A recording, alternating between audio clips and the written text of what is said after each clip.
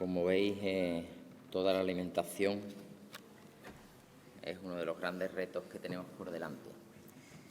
Bueno, ahora tenemos una ponencia.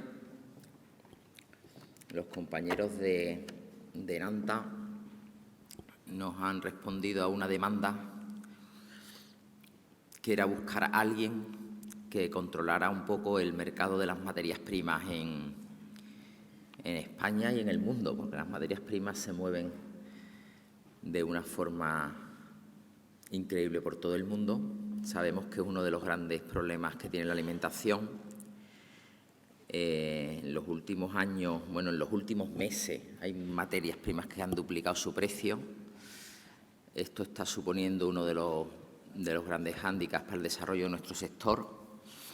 Y hablando con Chema, dijimos, necesitamos a alguien que nos explique qué está pasando. Qué está pasando y si es posible, qué perspectivas hay a corto plazo, si esto se va a solucionar, si no se va a solucionar y cómo va a evolucionar el mercado de las materias primas. Bueno, ya no tenemos un veterinario, tenemos un economista en la palestra. Él es el jefe de compras de Enanta. Organiza y gestiona toda la compra de materias primas de la empresa. Viene del mundo del comercio en general, es economista y ha trabajado muchos años en Heineken y en otras multinacionales y desde hace 6 años está dedicado a esta labor. Así que quién mejor que Fernando Caja para contarnos un poquito o darnos algunas pinceladas de cómo va a ir la situación de las materias primas en los próximos años. Hola, ¿se me oye? Bien. Bueno, yo creo que mejor que yo muchos, ¿eh? No diría que cualquiera, pero vamos, que muchísimo seguro. Bueno, muchas gracias por la invitación. Buenos días a todos. Yo creo que aquí os habéis equivocado. Es alguien que se supone que tenía que controlar esto y yo, sinceramente, no puedo decir que lo controle, ¿no? Y cada día lo vivimos. Estamos sufriendo pues como todos, pero yo no sé, a veces más, a veces menos, pero bueno, este mercado tan complicado que desde luego que sí que nos hace dormir bastante mal por las noches y eso prueba que mucho no lo controlamos, creo yo. Vamos a ver, bueno, después de Enrique y su presentación, que bueno, que al final yo soy economista, él es veterinario y ya ahí empezamos mal, ¿no? Creo que es veterinario. Y bueno, el mundo de la economía es muy diferente al mundo de la ciencia, ¿no? Al final la presentación de Enrique pues ha sido algo totalmente tangible, que yo creo que a mí personalmente, aún no conociendo mucho del tema, me ha aportado y ha sido fácil el ver que ahí se estaban diciendo cosas pues que eran interesantes y eran ciertas, ¿no? Yo de lo que voy a hablar, pues aquí la certeza solamente existe cuando hablamos del pasado, pero lo que el pasado pues al final no le interesa a nadie, lo que le interesa es el futuro, así que yo voy a hablar, como siempre, voy a hablar mucho del pasado y poco del futuro, pero porque del futuro tengo poco que decir. Entonces, bueno, yo creo que además una de las diferencias importantes es que de lo que hablaba Enrique, pues sabe quien sabe, ¿no? Saben los expertos, sabéis los expertos, y aquí hay estáis muchos, ¿no? En mi caso, de lo que voy a hablar, pues todos sabemos, porque al final viendo las noticias hoy en día estás viendo lo que mueve los mercados. O sea, se ve en el telediario y sabes más o menos lo que va a pasar a los 5 minutos, o lo que ha pasado, porque el telediario lo va tarde, ¿no? Entonces, pues bueno, dentro de eso, pues yo creo que compradores somos todos analizamos el mercado y acertamos pues los que tenemos mejor intuición o los que tengan la mejor intuición y poco más. Probablemente nos diga gran cosa nueva, como digo, y esa es la mala noticia. Luego las preguntas, voy a hablar solamente 30 minutos, va a ser una cosa rápida, voy a dar unas pinceladas y después habrá una mesa redonda en la que estaré yo también y tendréis oportunidad si alguien me quiere preguntar algo. No sé si después de lo que voy a decir va a quedar claro que tampoco voy a aportar demasiado y no me vais a preguntar. Bueno, básicamente lo que voy a contar es el contexto, daros unas pinceladas de lo que es el contexto de lo que estamos hablando, en qué mundo nos movemos. A ver si esto funciona bien. Muy bien. Después os voy a hablar un poco del pasado, os voy a hablar mucho del pasado y un poquito del futuro. Aquí algo interesante, bueno, yo me imagino que eso más o menos también lo conocéis, pero algo interesante es que en nuestro mundo de los agrocommodities, de estos mercados de los que siempre hablamos, realmente hay muchas noticias, hay una cantidad de información que estamos digiriendo continuamente, hay muchas cosas que se sabe que va a pasar, intentamos ver según la cifra que da el USDA en un momento determinado, según lo que pasa, cuál va a ser la consecuencia del mercado, Pero lo curioso de todo esto es que realmente lo que mueve el mercado es lo que no sabemos que va a pasar. O sea, al final nos pasamos horas hablando de lo que prevemos que va a pasar, pero lo que al final acaba haciendo que suba o que baje de una forma más importante es lo que no se sabe. Es esa última noticia que llega, esa noticia marginal que da un movimiento mucho más convulso en el mercado, ¿no? Entonces, bueno, dicho esto, nosotros tenemos que hacer nuestro trabajo porque para eso nos pagan y además, bueno, entiendo que es un trabajo que tiene un cierto grado de interés, pero desde luego prever de verdad qué va a pasar, pues ya digo, complicado. Bien, pues nada, entonces, básicamente cuando hablo de en qué mundo estamos, que es la primera diapositiva, esto a mí me llama la atención porque cuando ves los informes de los analistas, siempre tienen una cosa que llaman el disclaimer, ¿no? Ponen ahí, pues a veces es un párrafo y a veces son páginas y páginas explicando que, bueno, que ellos al final que no se mojan de nada. Ellos cobran por su trabajo, ellos ponen a su opinión, pero que luego si las cosas no salen como dicen, que ellos no tienen responsabilidad ninguna. Bueno, pues de alguna forma esto es mi disclaimer, ¿no? Al final, a mí me gusta este concepto. Ahora. Este concepto, VUCA. Este es un concepto, yo no sé si alguien lo conoce. Es un concepto que viene de los años 90 y que es un acrónimo. Son 4 palabras. Como digo, no es mío. Esto es de la Escuela de Guerra del Ejército de los Estados Unidos. Se acuñó detrás de la Guerra Fría, cuando acabó la Guerra Fría, y ellos llegaron a la conclusión de que estamos en un mundo que es altamente volátil, y si miramos a nuestro mercado, pues ahora vemos que la volatilidad es enorme, ¿no? La volatilidad, ya sabéis que en física es cuando algo pasa a un concepto pasa a un estado gaseoso. Pues el mercado está en un estado gaseoso, o sea que claramente la volatilidad es alta. Si analizamos desde un término matemático, vemos los precios cómo evolucionan, utilizamos términos matemáticos o estadísticos, utilizamos la desviación típica para ver cuál es el grado de volatilidad. Bueno, pues está altísimo, ¿no? Esto es algo muy fácil de hacer, es un análisis técnico y nos lo dice. Y luego si miramos los precios, pues vemos que los dientes de sierra, que esto es lo que decimos siempre, son tremendos, ¿no? O sea, la sensibilidad del mercado es tremenda, alta volatilidad. Por otra parte, estamos en una situación totalmente incierta. O sea, ahora más que nunca no sabemos qué va a pasar, ¿no? Y además los movimientos son grandes. Esta semana lo estamos viendo, grandes caídas en Chicago, ¿no? ¿Era de prever la semana pasada? Sinceramente, no. Era muy imprevisible. El tema de la complejidad. Bueno, pues si siempre hay esa especie de efecto mariposa, de que pasa algo al otro lado del mundo y nos puede llegar a afectar, ahora más que nunca, ¿no? Una decisión en Rusia, una decisión en China, en Estados Unidos, pues que lleva un poquito más, un poco menos, automáticamente nos trastorna completamente la situación, ¿no? Entonces, complejidad muy alta. Y por último, la ambigüedad. La ambigüedad yo la veo en nuestro mercado como que piensas que si pasa algo va a pasar algo, si sale este número en un informe va a subir los precios y luego resulta que bajan. O sea, la ambigüedad es eso, que es que no sabemos realmente ni siquiera la concatenación, ¿no? Esa relación causa-efecto también se ha trastornado. Por lo tanto, estamos en un mundo altamente complicado. Dicho esto, pues yo no sé, el que quiera que se vaya a tomar café, porque lo que voy a decir pues es que no tengo ni idea de lo que va a pasar, ¿no? Este es mi disclaimer. Bien. Entonces, vemos un poco el pasado. Y aquí sí que empezamos con lo tangible y además que lo estáis sufriendo todos, ¿no? Por ejemplo, en el precio del pienso. Estos no son datos míos, son del mapa, porque claro, si vamos viendo los piensos de cada uno, tienen los precios que tenga, los vuestros también habrán subido lo que haya subido, pero estos son datos oficiales. El 75% desde que empezó este lío, ¿vale? Entonces, como vemos, si nos fijamos, la subida realmente se ha producido al final, se ha producido en el 2021 y, por supuesto, el 2022. Es curioso, porque los mercados de agrocommodities no han subido en ese momento, ya habían empezado la subida a mediados del 2020. ¿Vale? Esto ahora hablaremos un poquito más sobre ello. Es un dato importante, pero una subida del 75%, yo estoy de acuerdo que esto es insufrible, ¿no? Además, no ha subido el pienso, ha subido la energía, ha subido todo y esto es inmanejable, ¿no? Y luego, por otra parte, nos damos contra una pared a la hora de vender los productos y es muy difícil conseguir transmitir esa subida a los siguientes eslabones de la cadena. Lo vimos todos los días con preocupación y solo puedo decir que en la medida de nuestras posibilidades ayudamos, pero que evidentemente nosotros no tenemos la varita mágica. La siguiente es sobre lo que ha pasado, en este caso he elegido el maíz, ¿vale? Podríamos haber elegido cualquier otro commodity. La azul es el mercado de Chicago, esto que cotiza y que miramos, por lo menos yo lo miro continuamente en la pantalla a ver qué está pasando, ¿no? Si sube o si baja. Bueno, es al final lo que mueve el mercado. Estados Unidos es el mayor productor, en este caso de maíz, el mayor exportador y a partir de ahí, si sube Chicago, debería de subir el precio en todo el mundo y viceversa, ¿no? El rojo es Matif. Matif es el mercado de París, es el mercado europeo y nos afecta más directamente. Al final hay una correlación grande, como veis, aunque no siempre cuando sube uno sube el otro, ¿vale? Todo esto pues podríamos hablar mucho, pero no os voy a aburrir. Entonces, la situación es que a partir de mediados del 2020 empezó la cosa, ¿no? Se empezó a disparar. Y tenemos una subida que aquí dice de 120%. Es una subida fuerte, es una subida más fuerte que la del 75% que hemos visto en los piensos. Si lo miramos en detalle, hay otro dato bastante curioso, que es que aquí empezó en el 2020, en verano, en agosto para ser exactos. Sin embargo, los piensos han subido mucho después.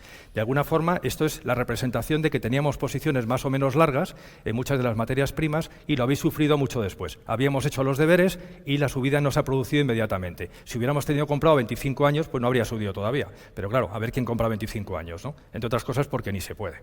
Pero bueno, al final, esa es la buena noticia. Bueno, pues podría haber subido mucho más. Sé que no es mucho alivio, pero es así, es una realidad. Luego, pasamos a lo que es la situación en Tarragona, en este caso. Aquí vemos que la subida, no me acuerdo cuánto es, un 110%. Es un poquito menos de lo que ha subido en Chicago.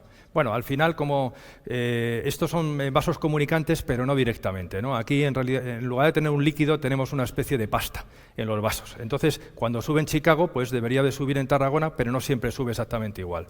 Simplemente, esto sí que nos afecta más directamente. En Tarragona compramos una buena parte del maíz que consumimos en España porque somos deficitarios, claramente deficitarios. Entonces, este precio sí que nos afecta directamente. Esta subida del 110% la estamos sufriendo.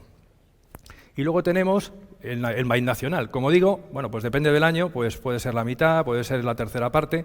No cubrimos todas las necesidades, pero bueno, también tiene su parte importante. Al no cubrir las necesidades y tener que importar tanta cantidad, lo que significa es que manda mucho la importación, manda mucho lo que pase en Chicago y en Matif. En este caso, la subida es intermedia, es un 118%, dependiendo de cómo vaya el año, pues bueno, se mueve por ahí, está ahí en el pelotón de ahí. Entonces, pues bueno, en la zona del centro de la península, en las fábricas que estén, más nosotros al tener 22, pues en toda la península pues tenemos de periferia, o sea, de puerto, tenemos de interior e intentamos optimizar de la mejor manera el suministro interior o doméstico o de importación. Para nosotros es importante comprar a los agricultores la producción nacional, ¿no? Pues yo creo que es la de proximidad, es bueno para el país, es bueno para todo, ¿no? Yo creo que la medida de lo posible es lo que hay que hacer, pero somos muy deficitarios y tenemos que ir a los puertos. Y al final son los que mandan. O sea, el precio internacional manda mucho. Y así tenemos años que hay poco cosecha de cereal en España y los precios son muy bajos, porque los precios internacionales son bajos, y viceversa. Hemos tenido 2 años de muy buena cosecha en los que los precios han sido altísimos, ¿no? Si hubiera sido simplemente una ley oferta y demanda de lo que pasa aquí, tendrían que haber sido los precios mucho más bajos. Y sin embargo, los agricultores pues tenemos la suerte de que han ganado, ¿no? Precios altos, volumen alto. Ojalá fuera así siempre, honestamente. Bien, continuamos. Y bueno, si nos retrotraemos, y he dicho que iba a hablar del pasado también, de cosas importantes, yo creo que la primera cosa importante que pasó fue el COVID, ¿no? Estamos de acuerdo, o la COVID. Fue a principio de 2020 y en ese momento, pues bueno, pensamos que aquello iba a afectar muchísimo a los mercados. Bueno, ¿qué va a pasar con los suministros? Porque hubieron problemas de bloqueos de puertos. ¿Qué va a pasar con la demanda, al final, con el consumo, con la situación económica? ¿Cuándo va a ser esa recesión que todos pensábamos? Bueno, pues al final la noticia es que esto, que es lo primero que pasó y que parecía algo enorme, bueno, ya ha sido enorme para muchas cosas, en nuestros mercados no lo ha sido. O sea, en nuestros mercados ha seguido la demanda más o menos igual, ha funcionado, hemos tenido altibajos, hemos tenido problemas logísticos, pero se han solucionado y no ha pasado gran cosa, ¿vale? Ha pasado algo que ahora veremos, pero no lo que veíamos. Lo primero que pasó realmente importante, en agosto de 2020, pues bueno, ya sabéis que en Estados Unidos es temporada de huracanes, empieza ahora, el 1 de julio, y bueno, pues aquellas tormentas, según donde vayan, hacen destrozos en la cosecha y a veces pues es importante, ¿no? En este caso, al final ya de la temporada, ya en agosto, como digo, hubo una tormenta que no era un huracán. Los huracanes se mueven de forma más o menos centrífuga y se mueven a una velocidad y de una manera más previsible. Una tormenta derecho, así se llama curiosamente, así lo llaman los meteorólogos, incluso hablando en inglés, es un término español, palabra derecho. Es una tormenta que en lugar de ser el típico huracán es una tormenta recta que se mueve a altísima velocidad, tanto de los vientos, 250 km/h, como que se mueve muy rápido físicamente a lo largo de la orografía en la que se mueve, ¿no? En este caso, rápidamente entró por el sur, como siempre entran estas cosas en Estados Unidos, y llegó hasta Iowa. Iowa es un estado que tiene una particularidad muy grande para nuestro mercado, que es donde más maíz y soja se produce de Estados Unidos. Entonces, claro, no es lo mismo que afecte a un estado que incluso puede ser productor, pero más marginal, a que sea Iowa. En este caso, el efecto, además, en una cosecha no es fácil de ver. O sea, esto no es una cosa que dices, bueno, pasa y al día siguiente vas y lo miras y ves cuál ha sido la pérdida. En este caso, llevó tiempo. Y mientras tanto, los altibajos del mercado fueron muy altos, ¿vale? Ahí empezó a sensibilizarse el mercado. Hay una cosa que llamamos el weather market, que es el mercado del climatológico, podemos llamarlo así, traducirlo, que es el tiempo en el que la siembra es sensible a factores climatológicos. Hay pues un momento en el que se siembra, si no hay la humedad necesaria, esto pues el que sabe de agricultura lo conoce perfectamente, pues si no hay la humedad suficiente no se puede sembrar, si hay demasiado agua tampoco se puede sembrar, posteriormente pues tiene que ir la nascencia, luego viene la polinización. Por ejemplo, ahora está en la ventana de polinización en Estados Unidos de la soja en varios estados, es un momento muy crítico, si la polinización se hace bien el rendimiento será mucho mayor y luego bueno, pues viene la cosecha, que es lo menos importante, porque al final en Estados Unidos, por ejemplo, o incluso en Sudamérica, tienen tanta maquinaria que en un día recogen un porcentaje altísimo de la cosecha. Entonces, en este caso, pues bueno, estamos en esa ventana y ahí afectó de esa manera al final de la ventana. Os quiero decir que cuando hablemos del futuro, pues ahora estamos empezando el weather market de Estados Unidos. Vamos a ver cómo termina, ¿no? Es muy incierto. Luego vino otra cosa también importante. Esto tiene que ver con lo que hablé antes.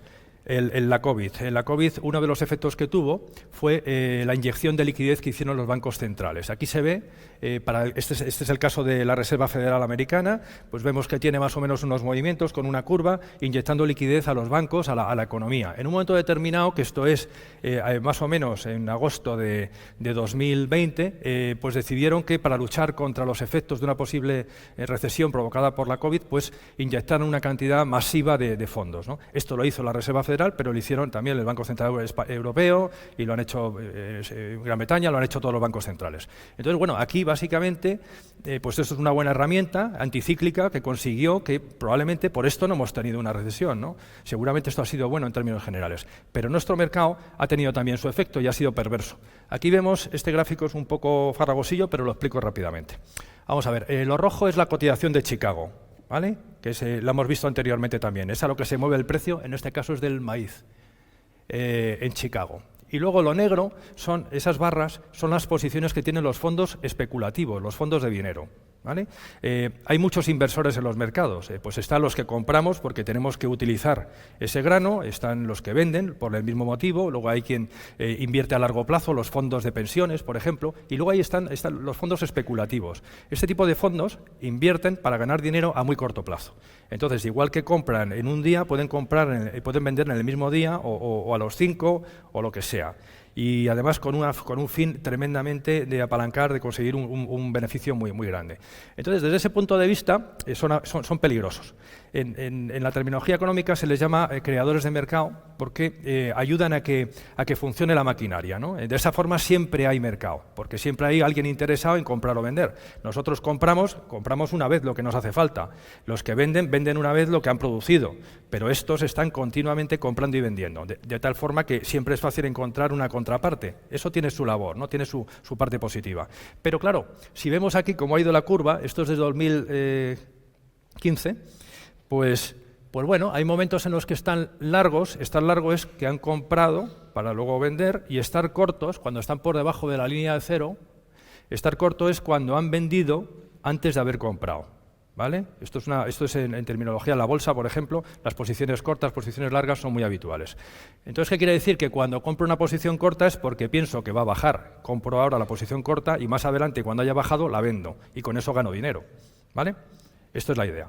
Entonces, como vemos, pues bueno, suben y bajan dependiendo del momento, de las expectativas, y siempre puede haber incluso una estacionalidad dependiendo de una serie de factores que son largos de contar. Pero cuando llega en el 2020 los bancos centrales inyectan liquidez, hay un exceso de dinero, hay muchísimo dinero en los mercados financieros, pues una parte de ese dinero viene aquí y se pone en una posición extremadamente larga que nunca habían tenido, y a partir de ahí ya no se mueven. Tenemos un mercado sobrevendido.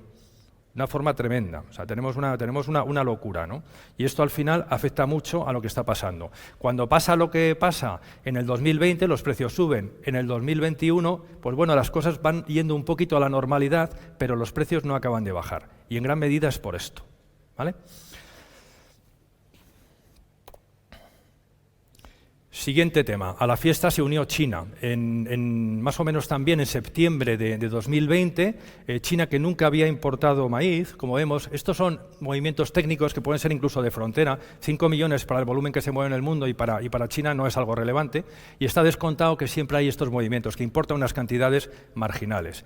Pero llega septiembre de 2020 y compran y se ponen a comprar. Realmente no sabemos lo que van a comprar. O sea, empieza un día y hacen esto es más o menos público, compran una cantidad, al día siguiente vuelven a comprar y así sucesivamente van acumulando compras extremadamente por encima de lo que es normal.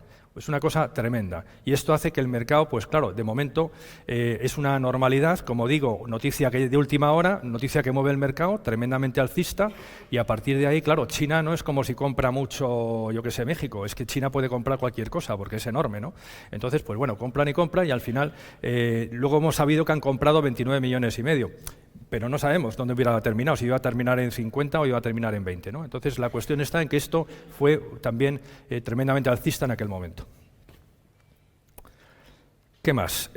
Bueno, aquí vemos cuáles son los países exportadores. Una cosa son los productores, pero al final luego lo que mueve el mercado internacional no es lo que produce Estados Unidos y consume Estados Unidos, sino lo que sale al mercado exterior, ¿no? Entonces, Estados Unidos es el mayor exportador del mundo de maíz, después viene Brasil y Argentina, que están muy igualados, y después venía, estos son datos de atrás, venía Ucrania, ¿vale?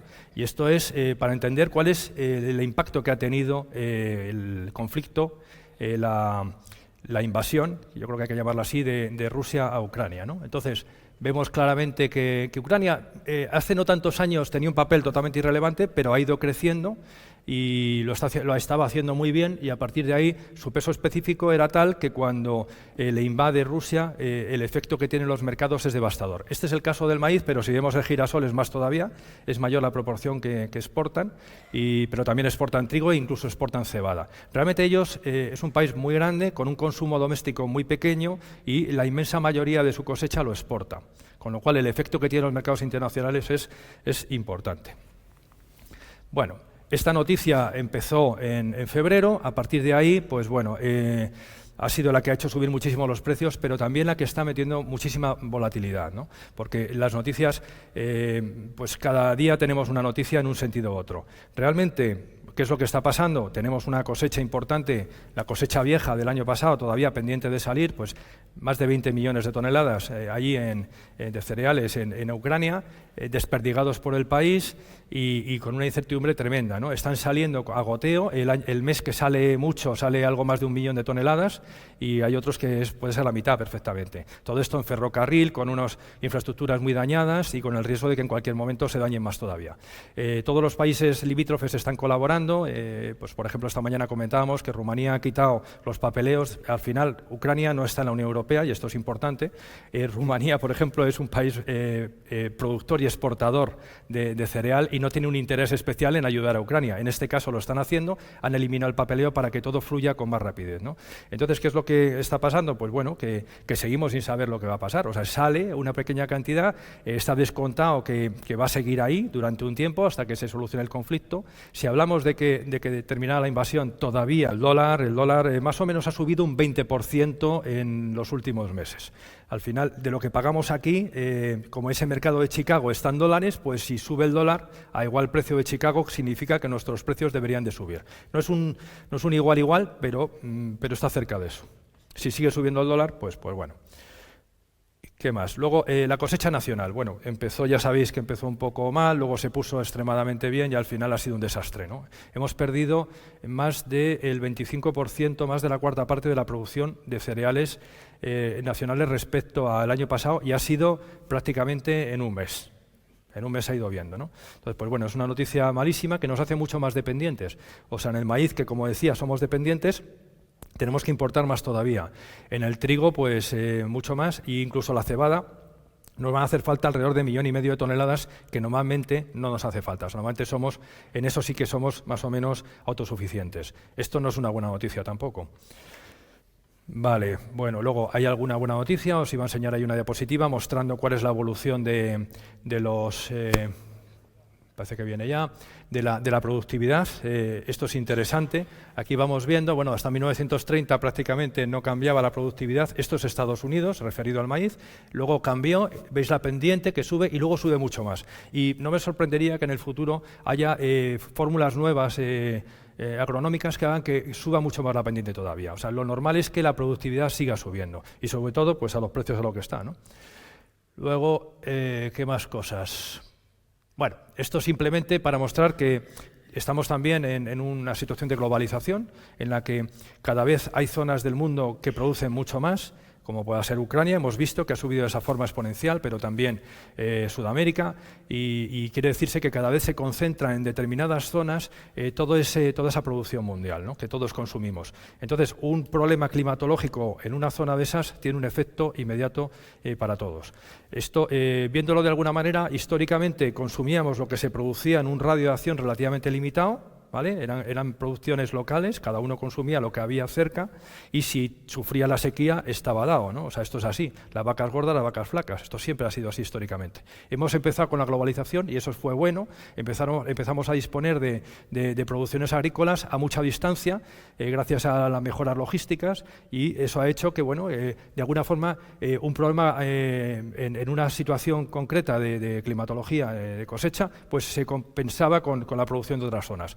Pero ahora es tan tirante, al final en los mercados agronómicos lo que pasa es que el consumo sigue a la producción, o sea, la producción es inelástica, es muy difícil aumentar la producción. Lo estamos viendo ahora mismo, los precios son muy altos y se ponen en valor algunos terrenos, pero la posibilidad de aumentarlo mucho es muy limitada. Esta tendencia que enseñé hace un momento es más a largo plazo, pero no de un año para otro. Sin embargo, el consumo, en el momento en que hay disponibilidad y hay mucha disponibilidad y baja el precio, automáticamente sube el consumo. Es mucho más elástica. Vale.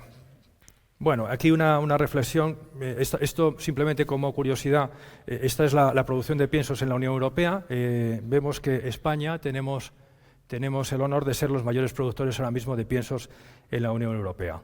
Y luego, una reflexión, este es el número de fabricantes de piensos que hay en España desde hace año a año. Estos son fuertes, esto es de la FEFAC, o sea que esto es un dato totalmente oficial. Y bueno, vemos que poco a poco ha ido bajando, ahora son en el 2020, que es la última estadística que hay disponible, 775, ¿vale?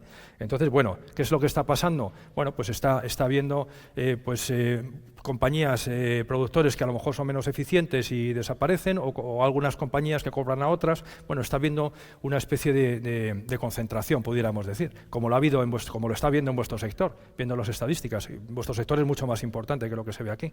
Al final lo que pasa es que, bueno, 775 podemos pensar que a lo mejor estamos en riesgo en el futuro de qué va a pasar con la fabricación de piensos y vamos a estar en manos de unos pocos. Yo os digo, 775 son muchísimos. Si lo vemos a nivel europeo, 782, que es el dato último que hay de toda Europa, que es del año anterior, había en España 782, cuando en Alemania, que es más o menos estamos a la par en producción, ellos están un poquito por debajo, hay solamente 293, bastante menos de la mitad. O sea que, bueno, yo esto creo que no es un problema. Lo importante es que los fabricantes nos profesionalicemos, invirtamos, investiguemos, o sea que seamos fiables, y yo creo que eso es lo bueno, ¿no? Que al final los que demos esa talla seamos los que estemos ahí, ¿no?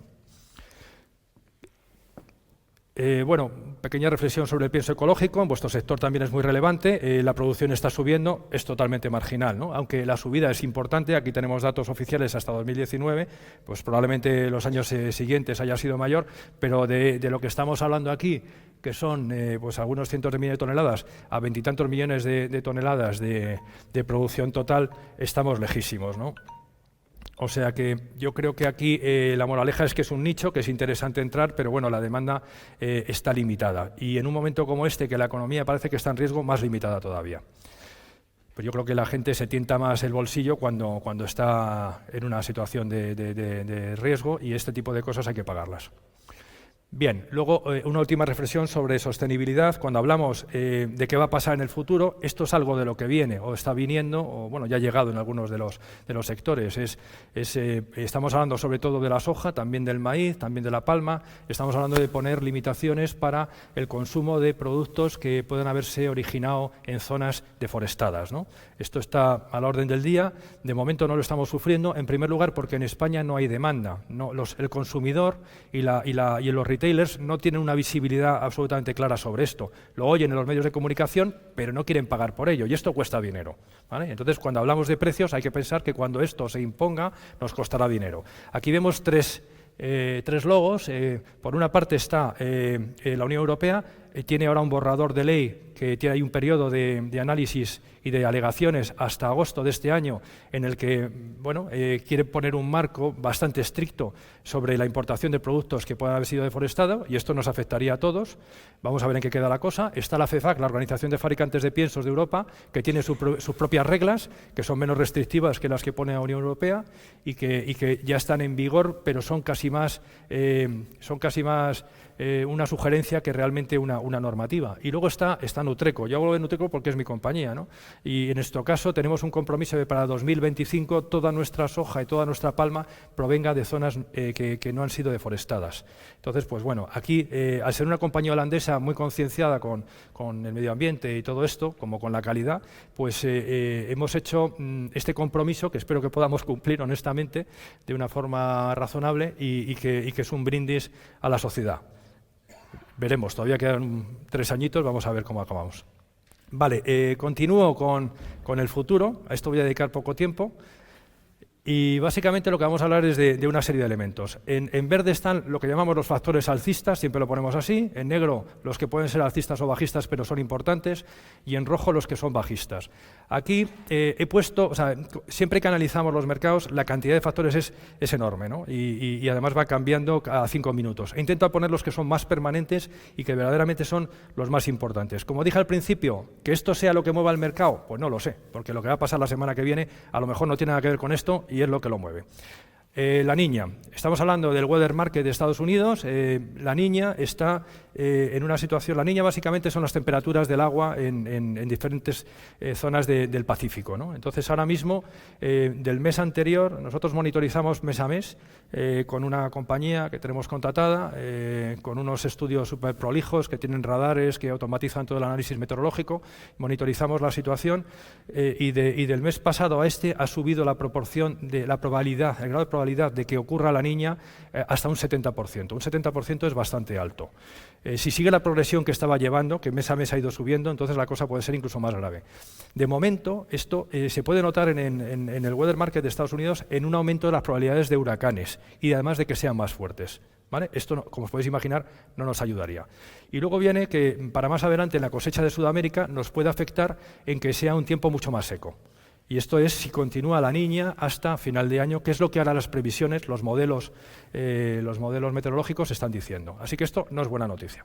Luego tenemos el tema de la oferta retenida, con unos niveles de precio tan altos, pero la oferta un poco resabiada, porque el año pasado, si os acordáis, y el anterior, pues a golpes de cosecha había unos precios y luego se iba para arriba. Pues ahora, cuando van llegando a las cosechas, los agricultores pues tienen mucho cuidado de no vender, porque piensan que se puede repetir lo mismo, ¿no? Que podemos seguir con precios más altos a continuación.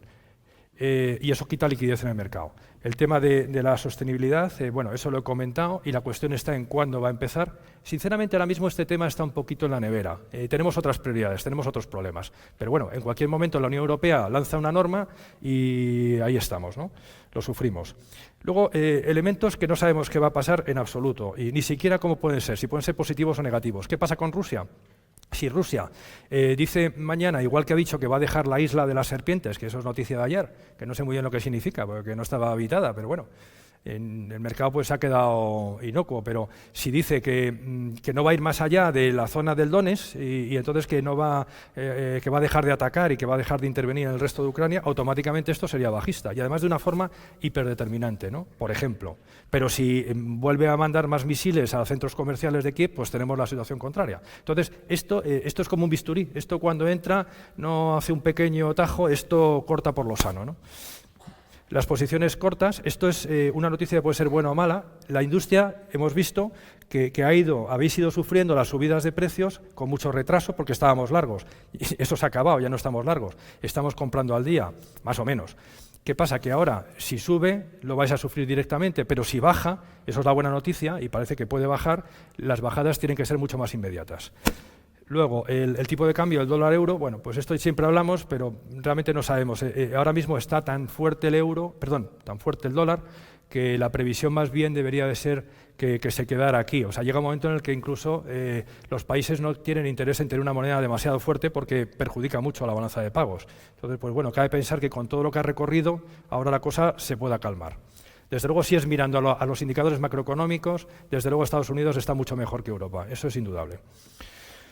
Después, el tema de China. Bueno, China vamos subiendo y bajando, estamos especulando, es un país tremendamente cerrado, o sea, de la información que sale de allí hay que cogerla con pinzas porque casi siempre está mediatizada, está manipulada, pero la realidad es que son los mayores consumidores del mundo ahora mismo. Entonces, pues bueno, si hay un problema económico que se dice que puede haber una recesión en China, eso nos afectaría. Si pues lo que pasa con el consumo del porcino, bueno, hay mil cosas que pueden pasar allí y que esas noticias las sabremos seguramente tarde, cuando ya estén confirmadas. Y pueden ser en los dos sentidos. Luego, la liquidez monetaria que hablaba antes, pues ha ido a la baja. Los bancos centrales están eliminando liquidez y aumentando los tipos de interés. Esto quiere decir que la especulación, esos fondos que están ahí metiendo caña en el mercado, seguramente tengan ganas de empezar a salirse. Luego, los stocks ucranianos, que hablaba de más de 20 millones de toneladas, si conseguimos que salgan, eso será muy bajista. O bien porque termine el conflicto, la invasión, o bien porque funcione bien la cadena logística alternativa. Los precios altos, bueno, si los precios están tan altos, o sea, esto lo hemos visto siempre, que cuando los precios están altos pues van a bajar, cuando están muy bajos pues acaban subiendo. Bueno, pues esto es una buena noticia, están muy altos, así que esperemos que acaben bajando, ¿no? Pero hay una cosa interesante que es el inverso, o sea, contrato a contrato está más barato cuanto más lejos vamos, o sea, el mercado percibe que los precios deberían de bajar. Hasta ahora, desde el año pasado, pasaba lo mismo, y el problema era que cuando cambiábamos de contrato, pasábamos al mes siguiente, el mes siguiente pegaba una subida de precio, y al final más o menos corregía, de tal forma que se ha mantenido estable. En algún momento esos inversos deberían de funcionar. O sea, los mercados siempre, cuanto más meses vayamos, los precios tienen que ser más altos, por costes financieros, costes logísticos y por el riesgo. No tiene sentido que sea mucho más barato comprar septiembre que agosto, pero ahora está así. Y por último, bueno, la superficie de siembra a estos niveles de precio aumentan, pero bastante más lentamente de lo esperado. Y luego, pues, ¿qué pasa con el consumo? Pues bueno, la recesión, esta que dicen que puede, o sea, la recesión simplemente es bajar el Producto Nacional Bruto, ¿no?, de los países, y está yendo para abajo, y bueno, en un momento determinado pasa a tasas negativas y los países están en recesión. Si además tienen inflación, tenemos esta inflación, como han tenido en algunos países, y esto sí que es realmente terrible, ¿no? Eso acaba afectando el consumo, y a menor consumo, pues bueno, ahí ya lo que le afecte a cada sector, lógicamente. Bueno, entonces, dicho esto, pues ¿cuánto y cuándo bajarán los precios? Yo os digo que los precios van a bajar y en no mucho. ¿Cuánto? Yo no lo sé, y cuándo tampoco. O sea, lo único que os puedo decir es que me parece raro que de aquí a un año sigamos hablando de estos niveles de precio. Esto es lo único que puedo decir, pero si siempre me cuesta aventurarme, ahora más que nunca. Y luego, mientras tanto, pues aquí hay una frase de estas que, como has visto al principio, me gustan estas cosas, pues bueno, nunca dejes que una buena crisis se desperdicie, ¿no? O sea, al final yo creo que una crisis es una situación de mercado como cualquier otra, y ahí hay quien lo hace mejor y quien lo hace peor, y para quien lo hace bien es una muy buena oportunidad de salir adelante. Así que nada más por mi parte, y luego ya os contestaré a las preguntas si tenéis alguna. Muchas gracias.